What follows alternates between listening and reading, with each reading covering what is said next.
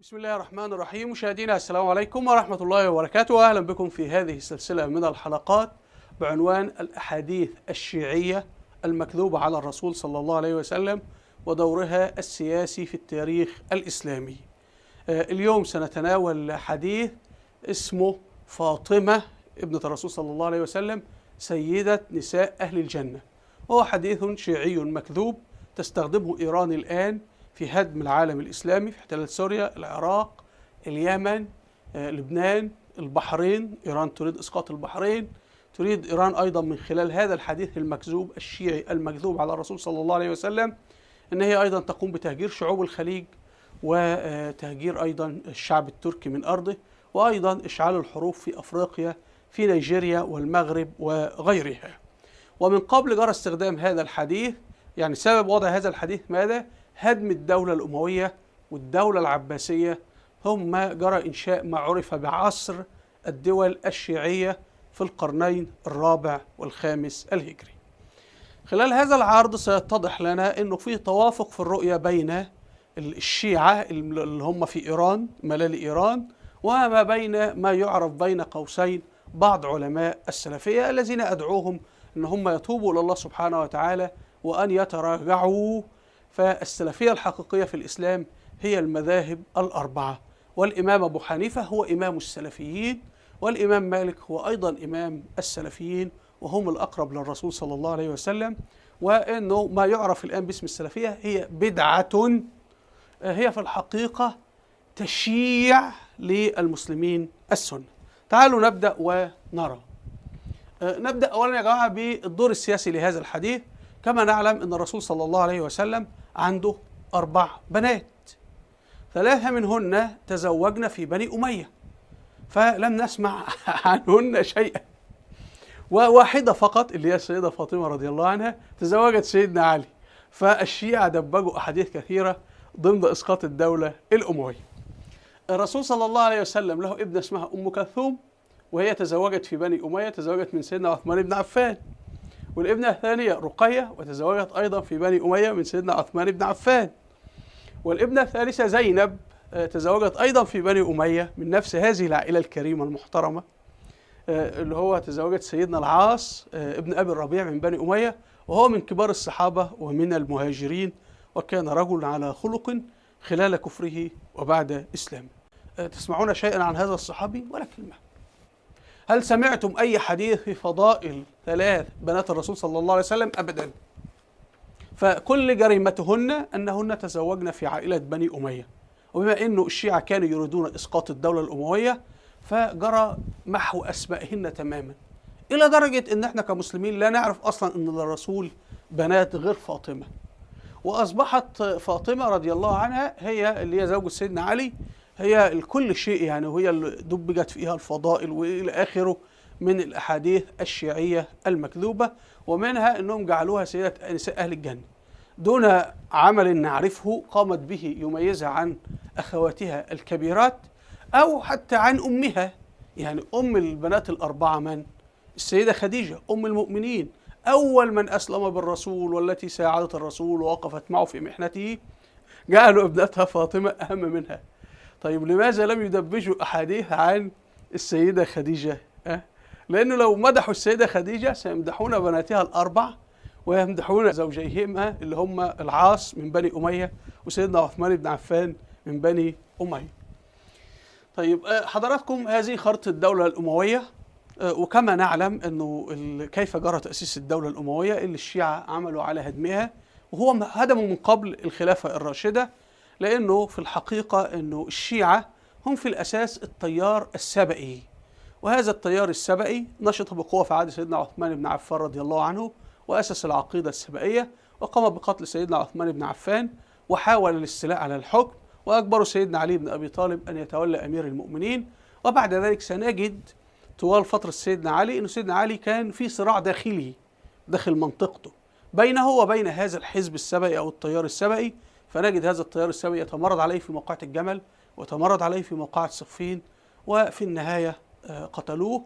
ثم لما جاء ابنه الحسن وجد أنه إذا استمر الوضع الدولة ستسقط في يد السبئيين، فقرر أن يتنازل الحكم لسيدنا معاوية بن أبي سفيان إنقاذا للإسلام والمسلمين، وكان قراره الصحيح. فالدولة الأموية هي أفشلت الانقلاب السبئي وتصدت بكل قوة للعقيدة السبئية. فهنا بدأ السبئيون أو ما يعرف باسم الشيعة، أو ما طبعا بعد ذلك قالوا نحن شيعة علي، لكن في الواقع ليسوا شيعة علي. شيعة علي يقتلوا علي ويقتلوا ابن علي ويتمردوا عليه، ولو أنتم شيعة علي كنت تسمعوا كلام علي يعني. طيب، فهذا الفريق السبئي بدأ لا يجد سند من القرآن، فبدأ يضع الأحاديث النبوية والثقة بالرسول صلى الله عليه وسلم شيئا فشيئا عن فضائل فاطمة، وأنه الحسن والحسين وأولادهم إلى آخره. فكان هذا الحزب السبئي يتجمع مثلا في خراسان، ويبدأ يعمل حرب من كل المناطق، ويقولون نحن، لا يقولون نحن سبئيين. وأنا سأخصص حلقة عن عبد الله بن سبأ لأنه شخصية مهمة جدا، والتيار السبئي في ذلك الوقت كان بيقوده مسيحيين أسلموا ويهود أسلموا ومنهم عرب أيضا أسلموا، يعني كانت تجميعة يعني. فهؤلاء كان عندما تسألهم الناس من أنتم يقولون نحن نتحدث باسم أحفاد فاطمة، نحن نتحدث باسم أحفاد فاطمة، ويدبجون الأحاديث. المسلمون يذهبون إلى أحفاد فاطمة أو أحفاد الحسن والحسين، فكانوا يقولون لا صلة لنا بهم أصلا. فكانوا الناس تعود لهؤلاء السبئيين اللي بيعملوا تمردات لإسقاط الدولة الأموية، فيقول إنما أحفاد الحسن والحسين يخفون ذلك خوفا من الحكومة. المهم، هذه الحروب استمرت إلى أن سقطت الدولة الأموية وجاءت الدولة العباسية. يعني حصل انحراف في الفكرة الإسلامية نفسها، أن الحكم للأصلح المسلمين وليس على أساس القرابة. طيب، المهم جرى تدبيك خلال هذه الفترة أحاديث بقى عن فضائل فاطمة إلى آخره، وسب وشتم الدولة الأموية. الأمويين أشرار، الأمويين سيئين، كل الأمويين بني أمية ملعونين إلى آخره.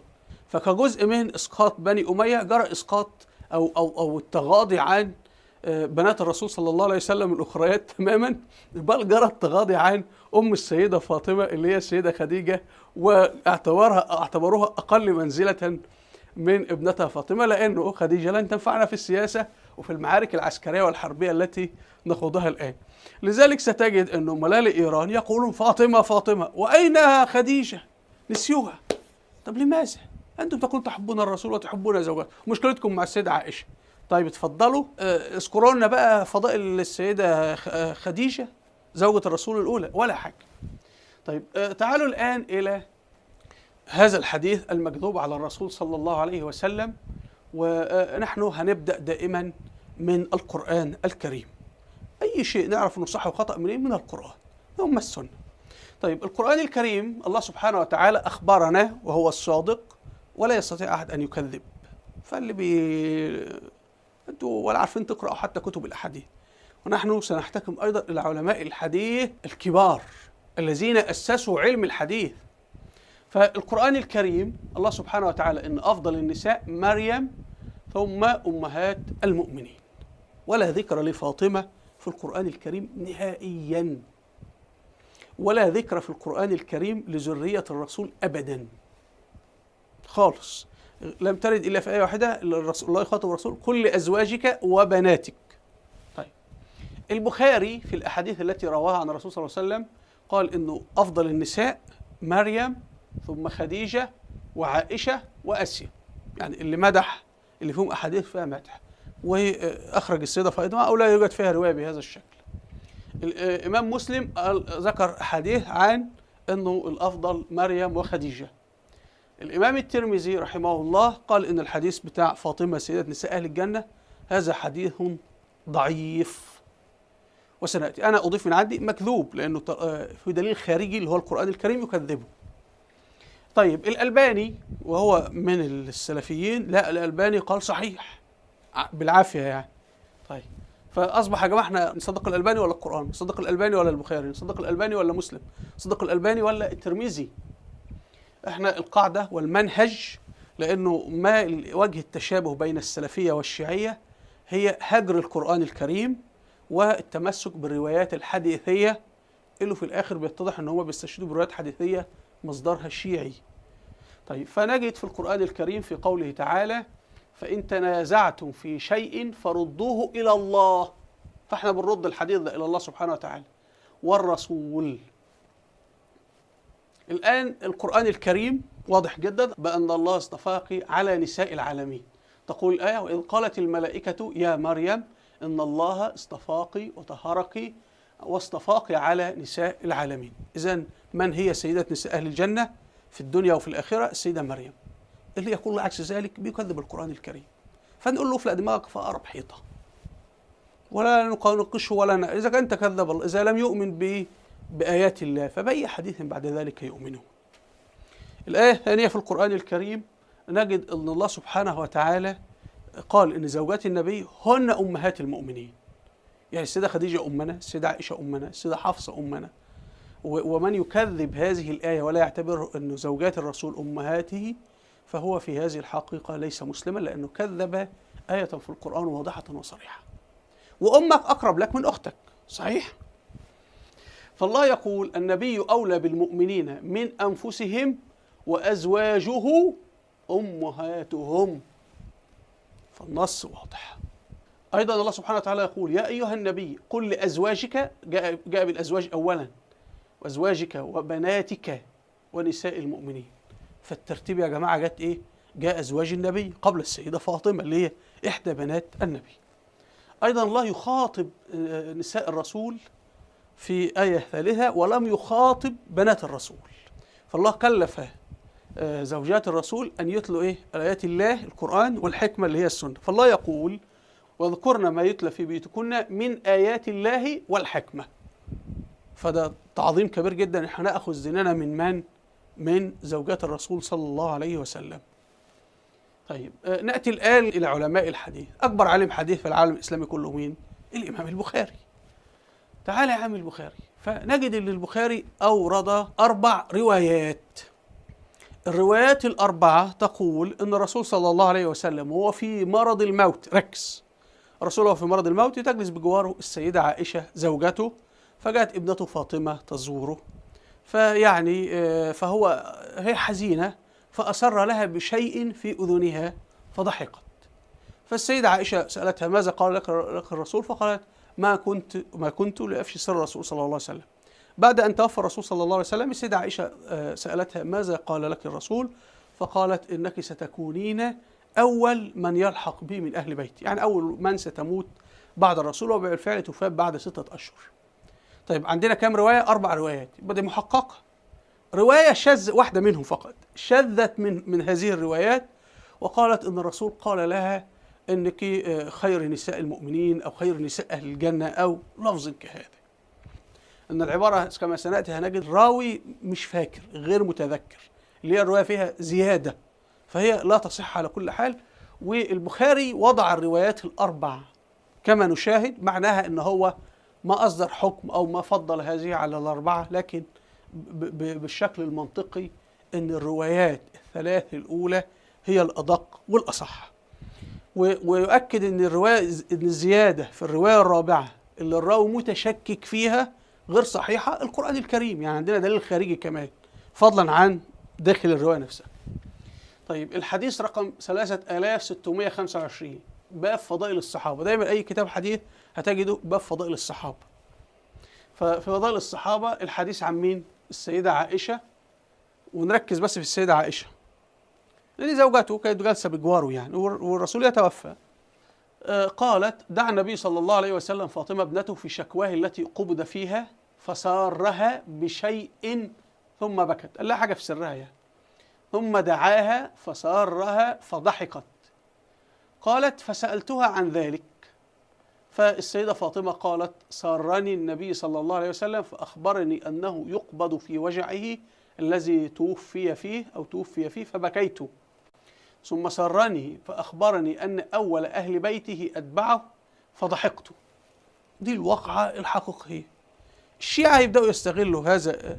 الشيعة طبعا في ذاك الوقت دول موجودين في عهد الدولة الأموية، يعني بيضعوا أحاديث يقولونها في المساجد، في المنابر، في تجمعات القبائل إلى آخر ما هنالك يعني. لأن في واحد جاهل بالأمس خرج على اليوتيوب يشتم فيها ويقول لك إيه؟ صابر يقول إن البخاري وضع الحديث. البخاري ما وضعش حاجة أصلا، الحديث موجود من قبل يعني، فالحديث قائم وحقيقي.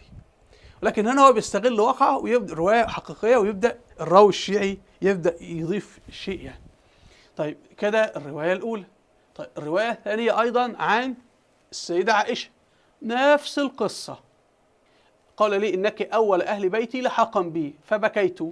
فقال: أما ترضين أن تكوني سيدة نساء أهل الجنة أو نساء المؤمنين؟ فضحكت لذلك. هذه الزيادة يا جماعة، شوفوا هذه العبارة: نساء أهل الجنة أو نساء المؤمنين، فضحكت لذلك. وكما نشاهد إن هي بتتعارض، طبعا الرواية ليس فيها يقين نساء المؤمنين أو نساء أهل الجنة، يعني هو يعني لازم سيدة نساء أهل الجنة أو نساء المؤمنين، فحاصل فيه نوع من الاضطراب، الراوي مش حافظ. والرواية الأولى اللي أوردها البخاري تقول إن هي ضحكت لأن هي فرحة إن هي هتكون أول من يتوفى بعد الرسول فتلحق به، فهي سعيدة لذلك.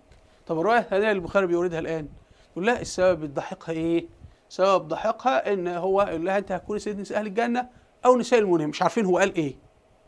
طيب فطبعا هذا إما ناخد بالرواية الأولى أو ناخد بهذه الرواية الثانية. طيب البخاري الله يجزاه الله خيرا قال لا، أورد باقي الروايات أيضا عن السيدة عائشة. يعني هو حديث السيدة عائشة روته وسمعوا منها ناس كتيرة طبعا، وحصل واحد من اللي سمعوه بدأ يزود. السيدة عائشة قالت نفس القصة السيدة فاطمة: ثم سارني فأخبرني أن أول أهله أو يتبعه فضحكت. سبب الضحك إيه؟ إن هي أول، أو سعادتها يعني إن هي ستكون تلحق به قريبا في الجنة. دي رواية ثالثة بتؤيد الرواية الأولى وعكس الرواية الثانية. طيب والبخاري وضع الروايات الثلاث أمامنا يعني بكل أمانة. يعني فالواحد يقول لك البخاري قال لا يا سيدي، البخاري ما تبنى الرواية الثانية. طيب أيضا هذه رواية ثالثة عن السيدة عائشة أيضا تقول إن الرسول سرني بشيء فأخبرني أني أول أهل بيته أتبعه فضحكت. يبقى عندنا ثلاث روايات تقول إن سبب الضحك كلها في البخاري. سبب سرور السيدة فاطمة إيه؟ إن هي أول من الرسول قال لها أنت أول ما تموتي. في رواية رابعة مضطربة، فناخد بالثلاث روايات ولا بالرواية؟ لا، تاخد بالثلاث روايات. ده البخاري. والقرآن يعني يكذب أصلا الرواية اللي فيها اضطراب في الصياغة واللي هي مناقضة لهذه الرواية. طيب نأتي إلى البخاري. أنا بقول بقى البخاري متبني الروايات الثلاث الصحيحة. لماذا؟ لأنه نفسه في كتاب البخاري بيورد أحاديث عن الرسول صلى الله عليه وسلم أنه السيدة فاطمة ليست هي سيدة نساء أهل الجنة. فمثلا في باب السيدة خديجة رضي الله عنها هنجد أنه البخاري بيورد حديث عن علي بن أبي طالب رضي الله عنه يروى عن الرسول صلى الله عليه وسلم يقول بالنسبة للجنة: خير نسائها مريم وخير نسائها خديجة. فهنا الرواية البخاري بيقول خير نساء أهل الجنة وفقا لمعتقد اللي اتأكد من صحته وبينسبه للرسول صلى الله عليه وسلم أنه خير نساء الجنة من؟ مريم ثم خديجة. فعكس أنه السيدة فاطمة سيدة نساء أهل الجنة أو سيدة نساء المؤمنين. طيب نأتي يا جماعة بمناسبة يعني الحقد على بني أمية. هنا حديث عن أبو العاص بن الربيع في البخاري، الحديث رقم 3729. فبيقول إن سيدنا علي خطب بنت أبي جهل، فالسيدة فاطمة عرفت فزعلت فاشتكت لأبيها الرسول صلى الله عليه وسلم. فالرسول قال لعلي: لا يجوز أنك تجمع بنت أبي جهل عدو الله مع ابنتي. والرسول استشهد وقال له: أنت قدوتك تجب أن تكون مثل زوجة ابنتي الأخرى اللي هو أبو العاص بن الربيع اللي هو من بني أمية. طبعا هذا لا يذكر نهائيا، حديث موجود في البخاري. هل سمعت واحد يقرأه؟ أبدا. ليه؟ لأن الشيعة يريدون خلق أساطير حول سيدنا علي. طب ما هذا أيضا ابن عم الرسول صلى الله عليه وسلم، وهذا زوج ابنة الرسول صلى الله عليه وسلم، والرسول يمدحه. يعني الرسول يمدحه يقول لسيدنا علي: اعمل كما فعل زوج ابنته الأخرى أبو العاص بن الربيع. ولا كأن الحديث مش موجود، أول مرة في حياتي كلها أسمعه وموجود في البخاري حضراتكم. يقول الحديث إن عليا رضي الله عنه خطب بنت أبي جهل، فسمعت بذلك زوجته السيدة فاطمة، فأتت رسول الله صلى الله عليه وسلم أبيها فقالت: يزعم قومك، أهلك يعني، أنك لا تغضب لبناتك، وهذا علي زوجه ناكح بنت أبي جهل. فقام رسول الله صلى الله عليه وسلم فسمعته حين تشهد يقول: أما بعد، أنكحت أبا العاص بن الربيع ابنته زينب يعني، فحدثني وصدقني، وإن فاطمة بضعة مني، وإن أكره أن يسوءها والله لا تجتمع بنت رسول الله وبنت عدو الله عند رجل واحد، فترك علي الايه الخطبة. يعني هنا الحديث الرسول صلى الله عليه وسلم انه من يغضب فاطمة فقد اغضبني، الرسول قاله في مين؟ في سيدنا علي. الشيعة يأخذونه ويطبقونه على مين؟ على سيدنا أبو بكر. شوف التحريف. والسؤال يا جماعة، لماذا لم نسمع أي شيء عن أبو العاص بن الربيع؟ لماذا؟ ده سؤال.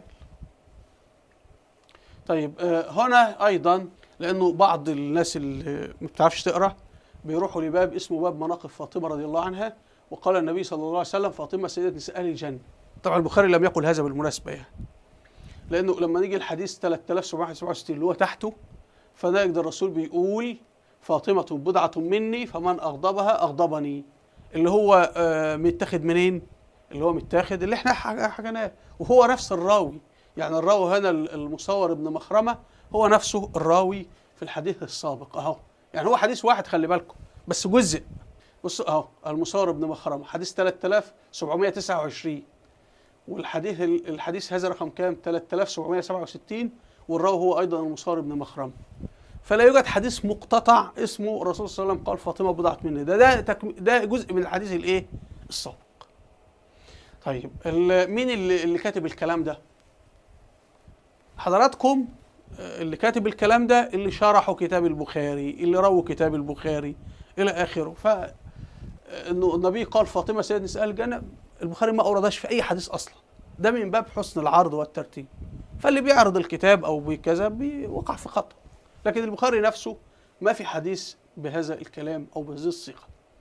طيب تعالوا نروح لصحيح مسلم، ثاني اكبر امام حديث في العالم الاسلامي الامام مسلم.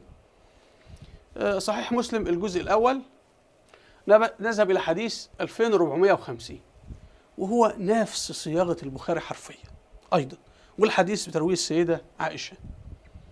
ايضا هنا ان السيده عائشه بتحكي نفس القصه، وبعدين السيدة فاطمة هتقول إن الرسول سارني في أذني يعني فأخبرني بموته فبكيت، ثم سرني فأخبرني أني أول من يتبعه من أهله فضحكت.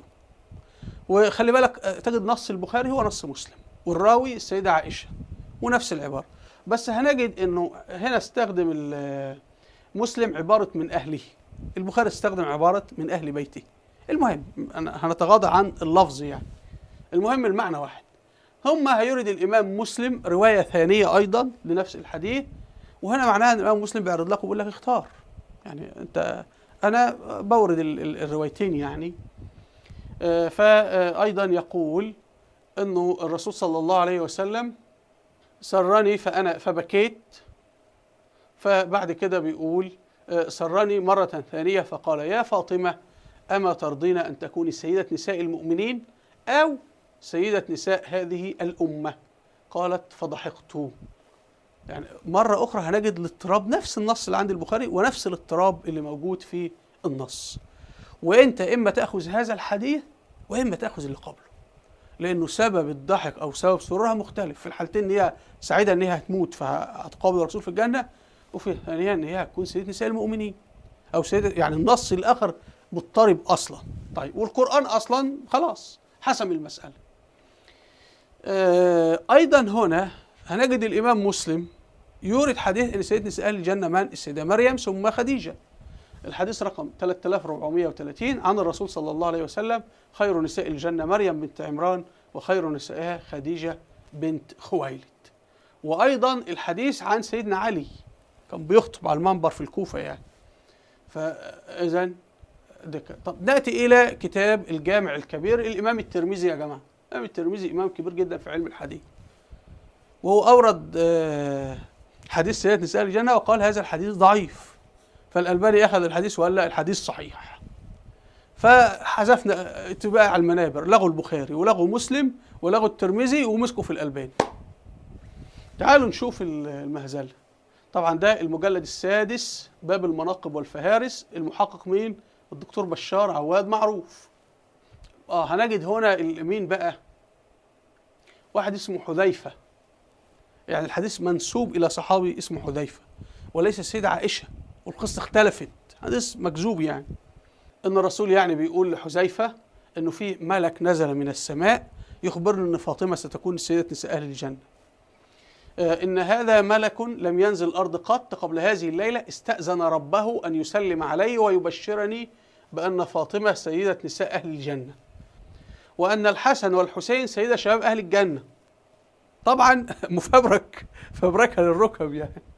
طيب الإمام الترمذي يقول إيه؟ هذا ده حكمه، هذا حديث حسن غريب. حسن يعني ضعيف، لم يقل صحيح وأنا هاتي حسن. طبعا دي المصطلحات دي، وضع المصطلحات دي فيما بعد، لكن هو استخدامه لكلمة حسن معناها ضعيف.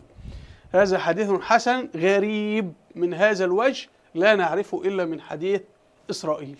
يعني هو مستعجب منه، مستغربه، وأنه حديث مفرد جاء من طريق واحد، وبالتالي نحن لا نثق فيه.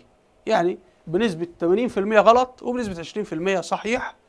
وطالما القرآن الكريم يكذب هذا الحديث فإذا نقول هذا حديث مكذوب. طب لو الحديث صح سندا وصح متنا ولكن يتعارض مع القرآن، في هذه الحالة بقى نرجع نشوف يعني ممكن يكون فيه تفسير احنا مش فاهمينه أو غير منتبهين له، قضية ميراث السيدة فاطمة رضي الله عنها، وهذا نخصص له حلقة، لأنه الحديث صحيح والآية تبدو أن هي ضد الحديث، لكن في الواقع في آية قرآنية أخرى بتعزز الحديث الصحيح، ولكن للأسف لم أجد من يشرح الأمر بشكل جيد. أنا هخصص حلقة أخرى لذلك.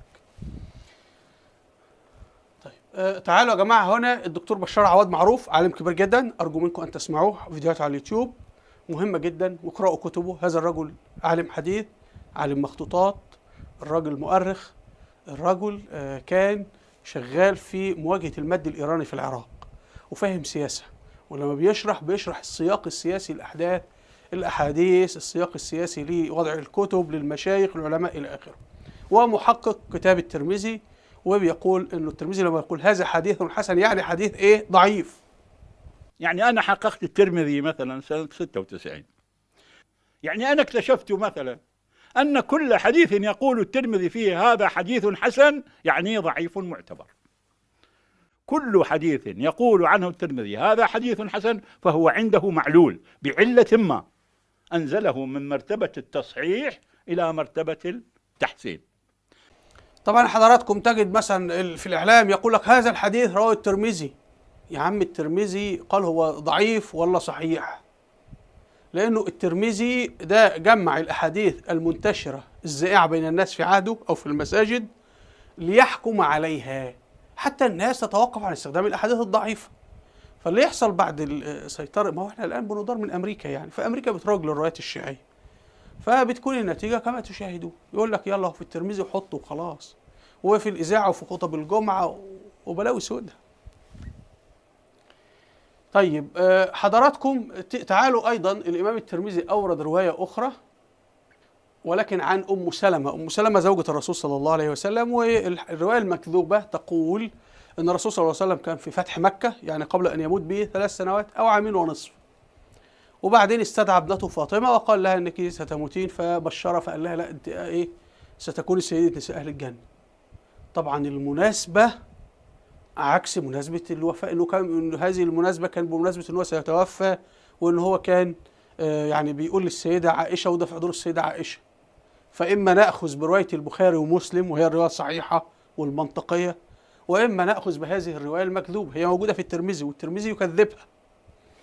طيب فإن أم سلمة بتقول إن الرسول صلى الله عليه وسلم دعا فاطمة عام الفتح، لكن في رواية البخاري إيه؟ دعا فاطمة في مرض موته وفي حضور مين؟ السيدة عائشة.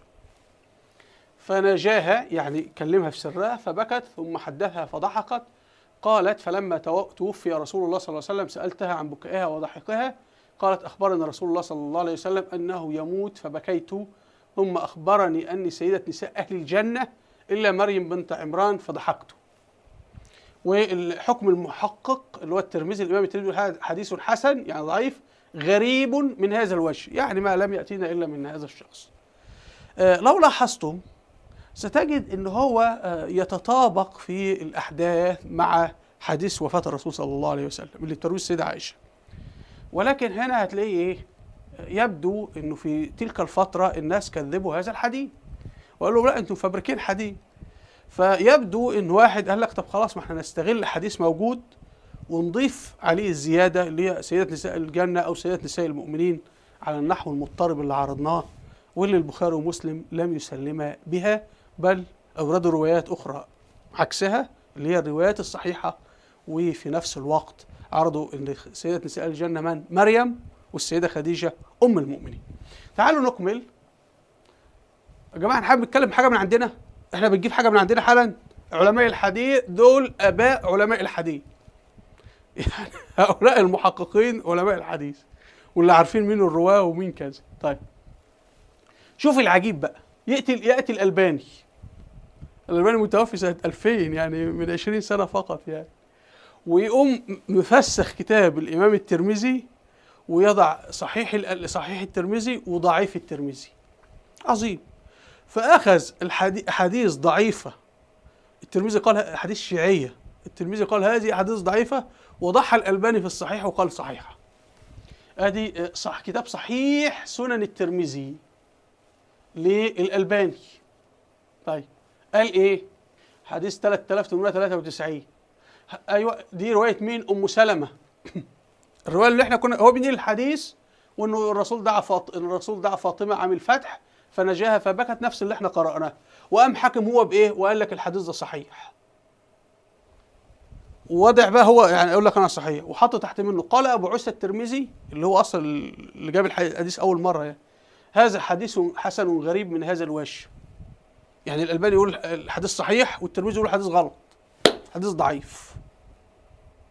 طب يا عم الالباني ارجع للقران، وانت لو انت هتقول الحديث ده صح يبقى هتكذب البخاري ومسلم. يعني انت حالا بتغلط البخاري وبتغلط مسلم وبتغلط الترمذي، ثلاثه من ائمه المسلمين كبار علماء الحديث يقولون الروايه دي غلط، الالباني يقول لا صح. وتيجي انت حضرتك تقول يا جماعه دي روايه شيعيه مكذوبه وبشهاده البخاري ومسلم والترمذي، يقول لك انت بتكذب رسول الله. احنا لا نكذب رسول الله، احنا بنكذب الالباني، واخطا الالباني.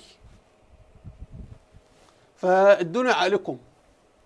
طيب احنا ضد تفصيل الاحاديث للاغراض السياسيه، وضد الاحاديث اللي رفضها علماء المسلمين الاوائل انه يستخرجها الالباني ويعمل لها احاديث شيعيه ويبدا يروجها على انها روايات شيعيه مكذوبه، يبدا يروجها على انها احاديث. نحن ضد هذا الكلام. ولو في حد بقى من يعني العلماء اللي عاوز ينظرني انا جاهز اساله، انا مسلم يعني، انتوا بتدعوا المسيحي للاسلام وبتناظره وبتقبل سؤاله، اعتبرني مسيحي يا عم وفهمني يا عم، على الاقل انا افهم وارجع من الغلط اللي انا فيه، والجمهور ايضا يرجع من الغلط اللي هو فيه، بدل ما الواحد يغلط والجمهور يغلط. فهمونا، اعتبرونا مسيحيين، اعتبرونا يهود، اعتبرونا بوذيين يا عم. فلما القسوة على المسلمين يعني والبشاشة في وجه المسيحيين؟ اعتبرونا نصارى. نختم ونكتشف بأن الروايات اللي وضعها الشيعة الشيخ الألباني وللأسف بعض الشخصيات السلفية هم جسر لهذه الروايات الشيعية المرفوضة اللي استخدمت في هدم العالم الإسلامي من قبل، هي نفسها اللي تستخدم اليوم في هدم العالم الإسلامي. واحنا بنتكلم في الأمور السياسية والأمور التاريخية. ولما وجدنا علم الحديث له دور سياسي كما وجدنا، رجعنا لعلماء الحديث الأصليين. أرجو مشاهدينا أن تكون الصورة قد وضحت. وفي الختام هنا محاضرات العالم الكبير الدكتور بشار عبد معروف، أرجو أن تسمعوها، وأن احنا نرجع للسلفية الحقيقية وهي المذاهب الأربعة وليس السلفية المزيفة. وهنا في فيديوهات على اليوتيوب أرجو الاستماع إليها. أسفل الفيديو رابط صفحتي على الفيسبوك وتويتر وقناة على التليجرام، اشتركوا فيها. وهنا قائمة فيديوهات التاريخية والوثائقية أرجو أن تشاهدوها، والله بتعب فيها كتير جدا. وأرجو منكم الاشتراك في القناة والضغط على هذا الزر. وإلى اللقاء والسلام عليكم ورحمة الله وبركاته.